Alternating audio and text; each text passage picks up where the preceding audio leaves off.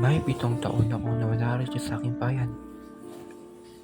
At kahit na nakalimutan na ako ng bayan ko, sa lahat ng sandali, siya ang inaalala ko.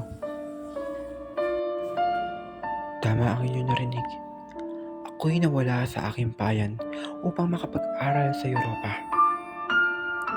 At sa aking pagbabalik, nabalitaan ko na lamang ang tunay na nangyari sa pagkamatay ng aking ama at ang pagtapon ng kanyang labi sa lawa.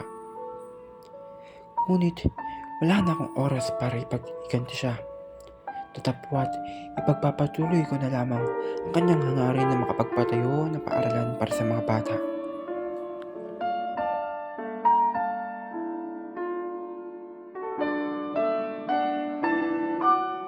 Mga Ginoo, sa Alemanya ay may isang kaugalian na kapag ang isang di kilala'y dumarating sa isang pagtitipon at walang nagpapakilala sa kanya sa iba, ay siya na mismo ang nagsasabi ng kanyang pangalan at nagpapakilala.